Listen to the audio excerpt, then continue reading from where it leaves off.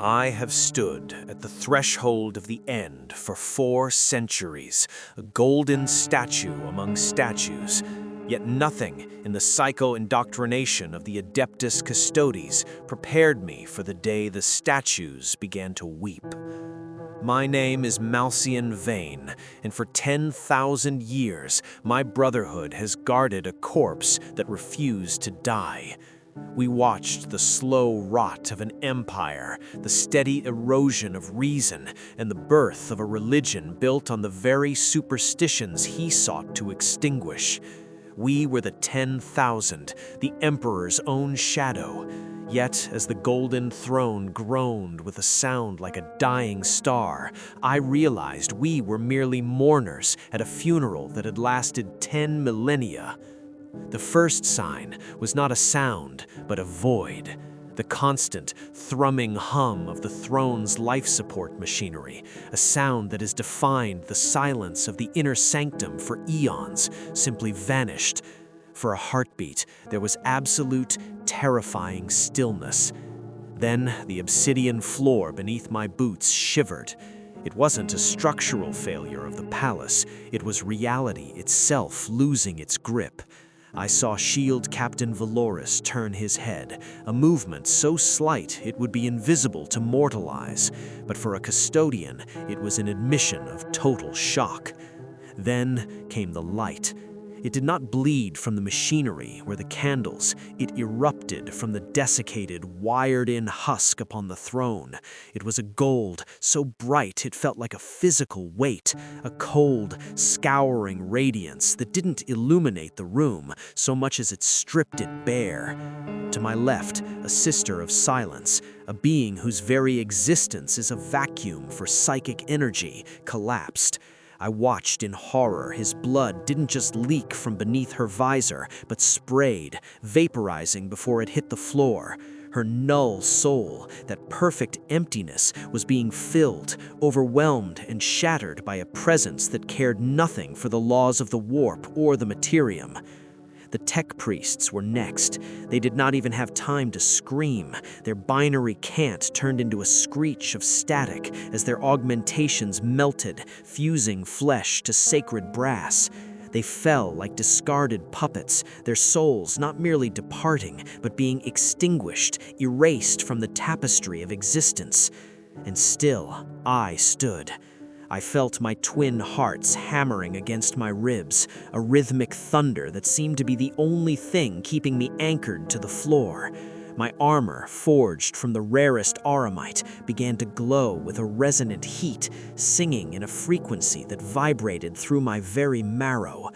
Through the blinding glare, I forced my eyes to remain open.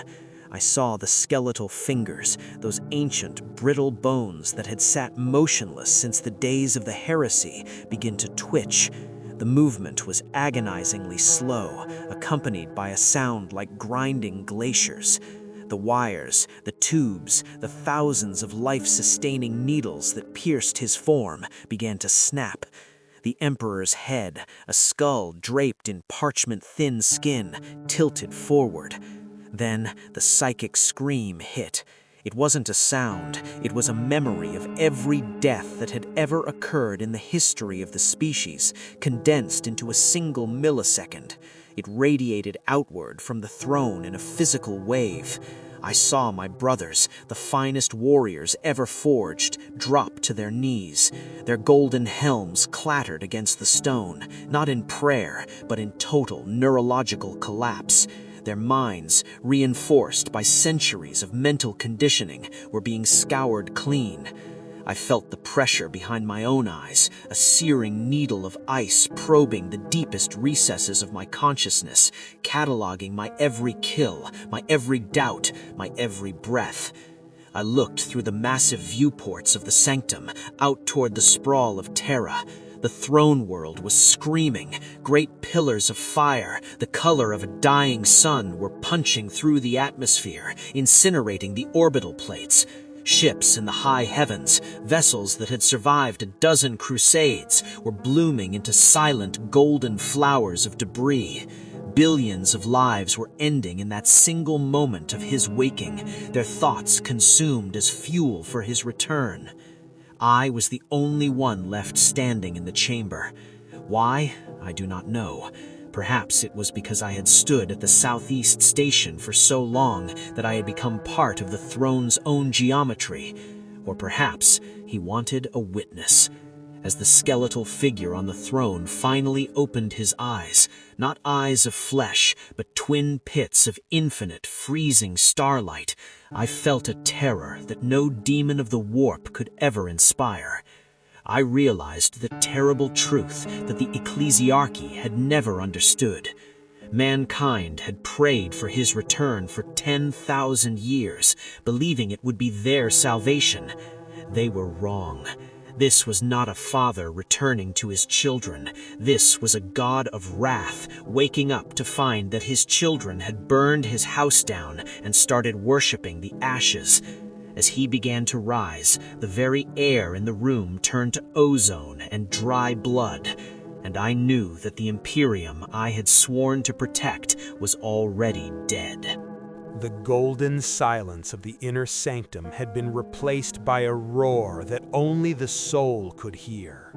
I watched, paralyzed by a duty that felt suddenly hollow as the master of mankind stepped off the golden throne. His feet, once skeletal and bound by eons of stasis cables, now touched the obsidian floor with a weight that made the mountain itself tremble.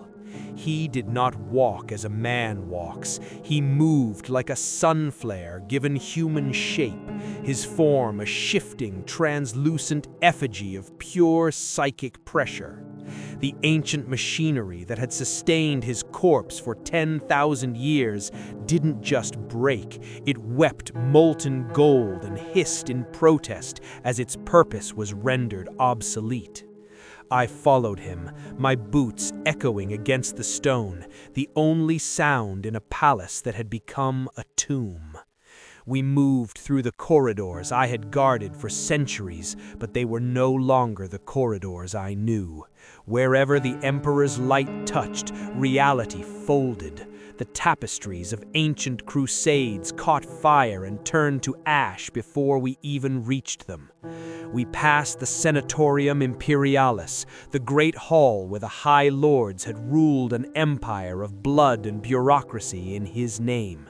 They were still there, slumped over their ornate tables of dark wood. I saw the master of the administratum, his hand still clutching a quill, his eyes burst from the pressure of the emperor's first breath. There was no dignity in their deaths. They had been the most powerful mortals in the galaxy, and they had been snuffed out like guttering candles by the mere proximity of the god they claimed to serve. They built a monument to their own greed, a voice thundered within my skull. It wasn't a voice of sound, but of iron and ice. The Emperor didn't look at the corpses, but I felt his disgust. It was a cold, planetary-scale fury. They fed my dream into a furnace to keep themselves warm. As we approached the Eternity Gate, the massive portals that separate the inner sanctum from the rest of the palace, I saw the first spark of living resistance. A squad of space marines, brothers of the Imperial Fists, stood in a phalanx, their golden armor glowing with a sickly, unnatural hue in the Emperor's presence. They were veterans of 100 wars, men who knew no fear, yet their bolters shook in their hands. At their head stood a captain, his face a mask of sweat and religious ecstasy. "Stop!" the captain cried out, his voice cracking. "Whatever spirit has taken the master's form, stand back! The Emperor is a god of peace and order. This carnage cannot be his work." The Emperor stopped. His radiance dimmed for a fleeting second, allowing me to see the face that had launched the Great Crusade. It was beautiful, yet it was the beauty of a storm that intends to level a city. He looked at his gene sons, the warriors crafted from his own essence, and for a moment I saw a flicker of something that might have been pity, but it was quickly drowned by judgment. "My sons," the Emperor spoke, and the sound made the Marine's armor hairline fracture. "You who were meant to be the shields of reason, you have become the jailers of a dying race. Look at your blood, look at the rot within." With a gesture, he didn't strike them, he simply revealed them. To my enhanced senses, the Space Marines began to peel apart. I saw their gene seed, once a miracle of science, now a black, pulsing tumor of 10,000 years of degradation. I saw their memories, not of glory, but of the blind massacres they had committed in the name of a faith he had forbidden. "The Captain!" screamed, dropping his power sword as he saw the truth of his own existence, that he was not a hero, but a weapon that had grown rusted and sentient in the dark. "We loved you," the captain wailed, his eyes bleeding. "Everything we did for the love of the Father." "Love?" The Emperor's voice was a tectonic shift. "You do not know the word. What you feel is the desperate clinging of a parasite to its host. I did not ask for your love. I asked for your excellence. I asked for a humanity that could stand without me. Instead, you have knelt until your legs have withered." Then came the annihilation. It was not a flash of fire. The Emperor simply reached out with his mind and pulled the thread of their existence. One by one, the Imperial fists vanished. Not burned, not crushed, they were simply gone, as if the universe had forgotten they ever existed. Only their empty suits of auramite remained clattering to the floor like hollow shells. I felt a cold knot of dread tighten in my chest.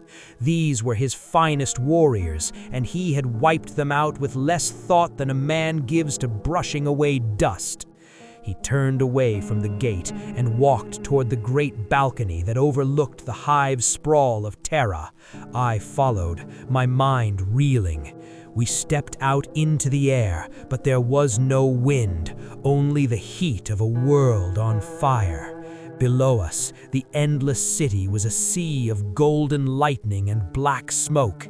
The Astronomicon, the great beacon of the warp, was no longer a steady light. It was a hungry maw, devouring the souls of the faithful to fuel the Emperor's new form. He stood at the edge of the precipice, looking out over the apocalypse he had triggered. The sky was torn open, revealing the warp bleeding into reality, but the demons were not invading. They were screaming, fleeing from the light that was now scouring the Imperium. "Is this your salvation, my lord?" I whispered, my voice trembling. "Is this the transformation you promised?"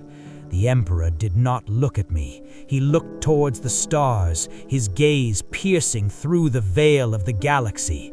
"This is the pruning, Mousian. The garden is choked with weeds and rot. To save the forest, one must first let the fire take the old growth." He raised his hand, and in the distance I saw the moon of Terra, Luna, begin to shift its orbit. Something was coming from the dark, something older than the Imperium, responding to his call. A shadow fell over us, but it wasn't a shadow of clouds. It was a silence so absolute that it felt like the end of time. "Watch, Mousian," he commanded, "for the true war has not even begun. And you, Mousian, you must decide if you are a guardian of the past or a soldier of the end." The journey from the balcony of the Great Hall to the Hollow Mountain, the seat of the Astronomicon, should have taken hours through the sprawling, labyrinthine arteries of the palace. Instead, it took a handful of heartbeats. The Emperor did not deign to walk the paths of mortals. He simply unmade the distance between where we were and where he willed us to be. One moment, I was breathing the scorched air of the Terran heights, and the next, I was standing in the freezing, ozone-choked shadow of the mountain that houses the psychic beacon of humanity. The hollow mountain was screaming, not with the orchestrated, agonizing hum of the 10,000 psychers who usually fueled the beacon, but with the sound of a god reclaiming his stolen fire. As we entered the central chamber, the sight was beyond any nightmare I had envisioned in my 4 centuries of service. The massive choir of psychers, the wretched, the chosen, the fuel of the Imperium, were not simply dying, they were being hollowed out.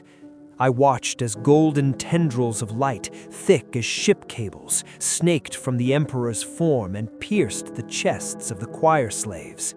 They didn't turn to ash, they turned to glass, their souls pulled through their throats in a frantic, luminous stream.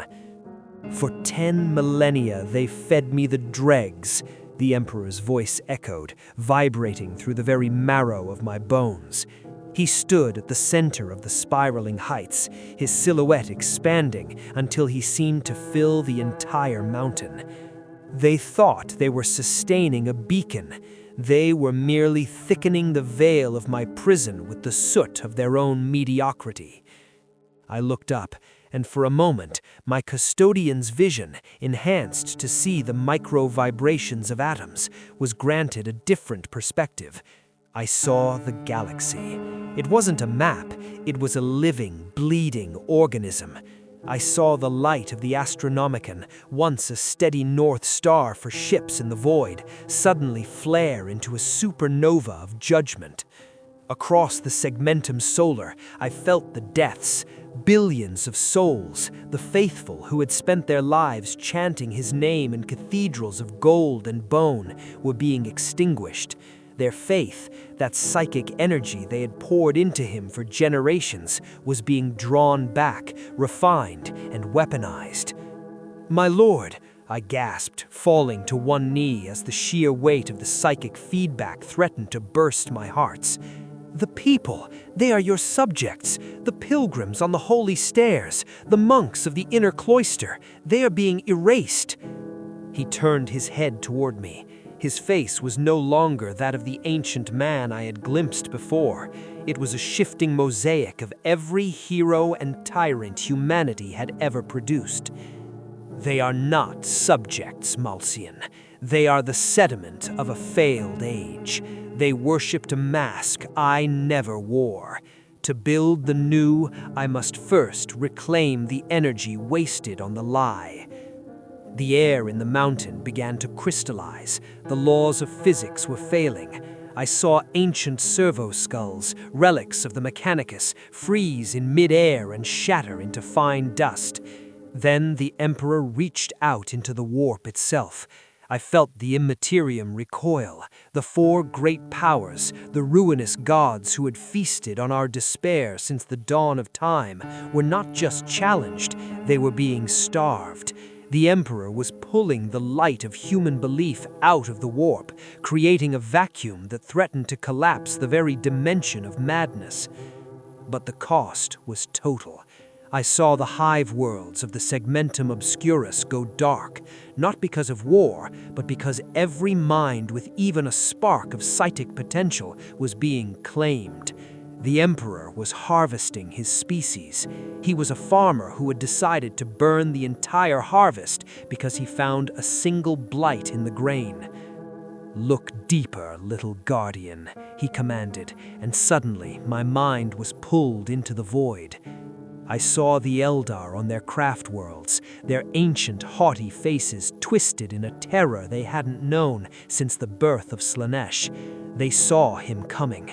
I saw the tyrannid hive mind, that vast, hungry shadow, actually pause, its millions of eyes blinking in confusion as the prey suddenly became a predator more voracious than itself.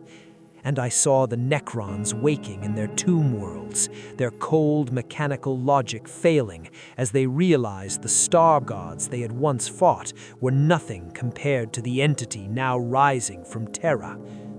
"I will not be their god," the Emperor whispered, and the mountain itself groaned in a frequency that shattered my vox grill. "I will be their grave, and from that grave a true humanity will crawl, stripped of the need for icons, free from the crutch of the divine." He stepped toward the central furnace of the beacon. The gold light was now so intense that my auramite armor began to drip like wax. I felt my own memories, my childhood on a forgotten world, my selection for the 10,000, the faces of brothers I had bled with, beginning to fray at the edges. He wasn't just judging the galaxy, he was absorbing it. "Malcian," he said, and for the first time, his hand touched my shoulder. It didn't burn, it was colder than the void between stars. As he spoke, the mountain finally gave way. The peak of the Astronomicon erupted, not with fire, but with a pillar of absolute darkness that punched through the eye of the galaxy. I felt a sudden sickening pull. We weren't on Terra anymore. We were standing on the surface of a world that didn't exist in any star chart, a world made entirely of the bones of those who had died during his awakening. And there, standing in the gray dust of billions, was a figure I recognized from the oldest, most forbidden archives of our order, a figure that should have been dead for 10,000 years. "Father," the figure said, its voice a rasp of dry leaves, "you took your time." The world of bones was not a planet, it was a graveyard of possibilities. Beneath my boots, the calcified remains of trillions crunched like dry parchment, not just human bones, but the skeletal remains of xenos, of things that never had names, all drawn into this psychic necrosphere by the gravity of the Golden Throne's collapse.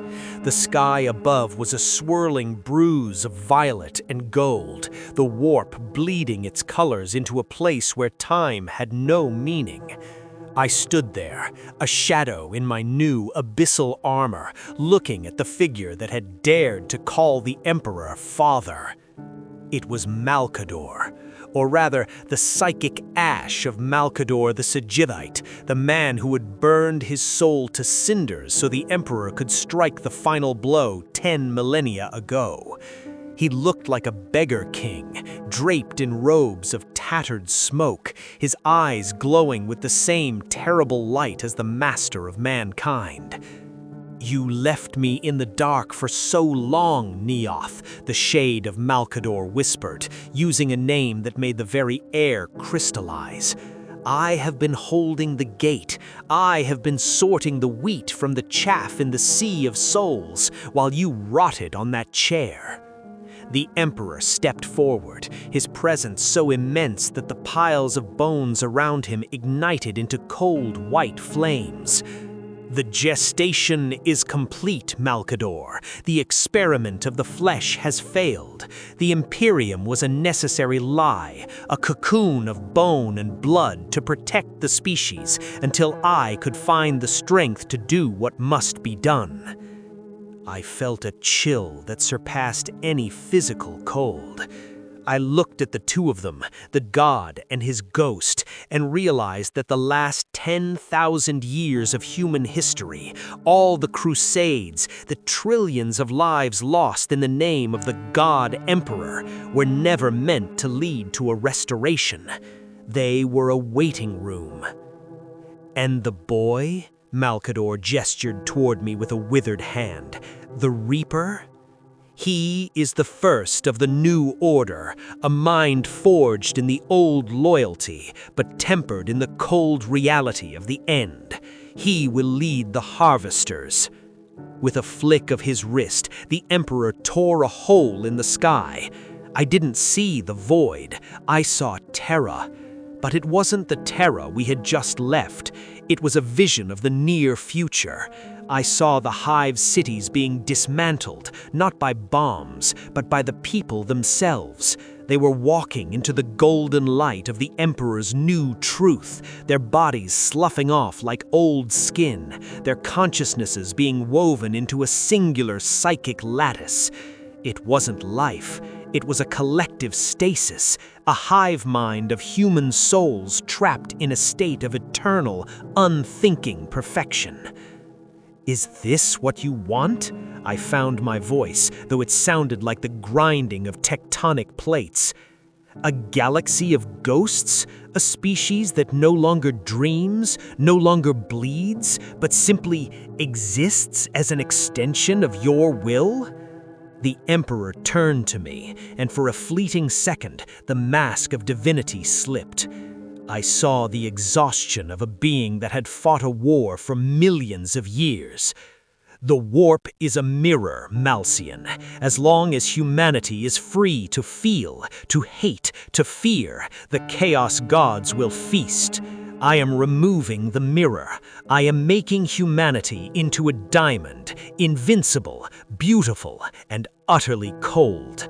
There will be no more war, for there will be no more selves to fight them. "It is a mercy," Malcador added, his voice dripping with ancient sorrow, "to die as an individual so the species may live as a god." Then the Emperor turned his gaze to the far reaches of the galaxy. I felt his mind touch the Ultramar system, the sanctuary of Roboot Guilliman.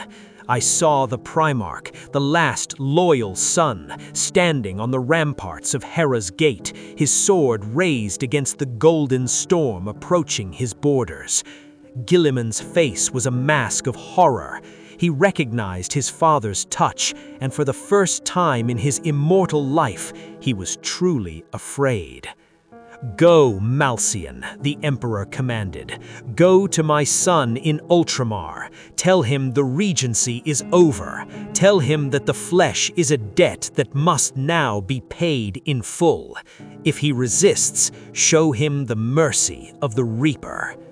He handed me a weapon, a scythe forged from the dark matter of the void, its blade humming with the screams of 1,000,000,000 erased souls.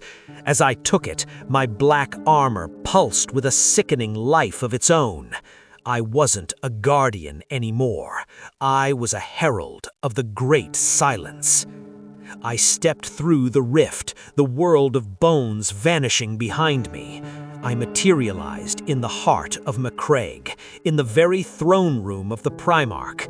The air was thick with the scent of incense and the hum of power armors. Thousands of ultramarines stood in ceremonial ranks, and at their center was Guilliman, towering and magnificent. He looked at me, and his eyes widened. He didn't see a brother custodian. He saw the end of his dream. "Malcador," Guilliman's voice was a low growl of disbelief. "What have you become? Where is my father?" I raised the black scythe, the shadow of the Emperor looming behind me like a titan. "He is awake, Roboot," I said, and as I spoke, the golden light began to leak from the eyes of the soldiers around us, their souls beginning to dissolve into the collective. The throne room of Macrage, a place of order and cold, logical beauty, felt like a cage about to be melted down. Robout Guilliman stood before me, the Emperor's sword burning in his hand, a flame of true fire against my blade of absolute void. Around us, the elite of the Ultramarines, the Victrix Guard, were frozen. They weren't holding their breath, they were losing the ability to breathe. I watched as the golden light, the same scouring radiance that had gutted Terra, began to leak from their eyes. They didn't scream, they simply began to translucent, their physical forms becoming mere stained glass for the Emperor's will to shine through. "You speak of father as if he is a stranger," Guilliman said, his voice a low, vibrating thunder. He took a step toward me, the weight of his armor cracking the marble. I went to him. I spoke to him in the silence of the sanctum. He was a shattered mind, yes, but he was still the light against the dark. This thing you serve, Malcian, this is not him. It is all that is left, Robout, I replied, and my voice felt like it was being spoken by a choir of ghosts. The father you remember died on the vengeful spirit. The king you served died on the throne. What stands now is the architect. He has finished the blueprints, and we are merely the scaffolding that must be torn away. Guilliman lunged. It was a movement faster than any mortal eye could track, a Primarch's fury fueled by 10 millennia of grief. The Emperor's sword swung in a blinding arc of fire. I raised the black scythe, and when the two blades met, the shockwave shattered every window in the fortress monastery. The fire of the sword hissed as it touched the void of my blade. For a moment we were locked, the last son of a dying dream and the first herald of a cold eternity. "I will not let him do this," Guilliman roared, his face inches from mine. I could see the sweat on his brow, the sheer human desperation in his eyes. Humanity is not a resource to be harvested. We are the fire that refuses to go out. Then you will be the smoke. I felt the Emperor's power surge through my black armor. It wasn't my strength that pushed the Primarch back. It was the gravitational pull of a god. I swung the scythe in a wide, weeping arc. It didn't cut Guilliman's armor. It cut the air around him, sowing a rift of absolute silence. As the blade passed through his shoulder, no blood followed. Instead, a stream of golden particles drifted from the wound. He gasped, dropping to one knee, the Emperor's sword flickering, its flames turning a pale, sickly white. "He is absorbing you first, Robout." I felt a sudden sharp pang of my old self, the custodian who would have died to protect this man. Guilliman looked up at me, and for the first time I saw a terrifying realization in his gaze. He wasn't looking at me, he was looking through me, back toward Terra, toward the Golden Throne. "Malcian," he choked out, his hand clutching his chest as if his heart were being pulled out by an invisible thread. "The thing on the throne, it isn't Father. Malcador, the Sigillite, he didn't hold the gate. He opened it for something else." The world began to tilt. The golden light in the room suddenly turned a blinding, predatory red. The shadows of the fallen ultramarines didn't stay on the floor. They rose, becoming silhouettes of jagged darkness. I felt a cold hand wrap around my own soul. Not the Emperor's cold, but something older, something that had been waiting in the dark for 10,000 years for the light to finally burn itself out. The Emperor's voice, which had been a constant thunder in my mind, suddenly went silent. In its place came a laugh, a sound like the grinding of dry bones. I looked down at the black scythe in my hands. The dark matter was no longer void. It was pulsing, a rhythmic, wet heartbeat. I looked at Guilliman, but he was no longer there. In his place stood a pillar of salt, his face frozen in a final silent plea. The rift in the sky above Macrage didn't lead to a new humanity. It led to a maw. I felt myself being pulled upward, my black armor shattering as the power within it turned against me. My last sight was the Emperor, or the thing wearing his skin, standing at the edge of the galaxy, blowing out the stars like candles one by one. I am Malcian Vane, the last witness, and I finally understand the riddle Malcador whispered in the world of bones. The Emperor didn't wake up to save us. He woke up to make sure no one else could ever take his place in the dark. But as the light dies and the great silence begins, I hear a new sound, a heartbeat deep within the core of the galaxy, a voice that isn't his. The king is dead. Now let the real game begin.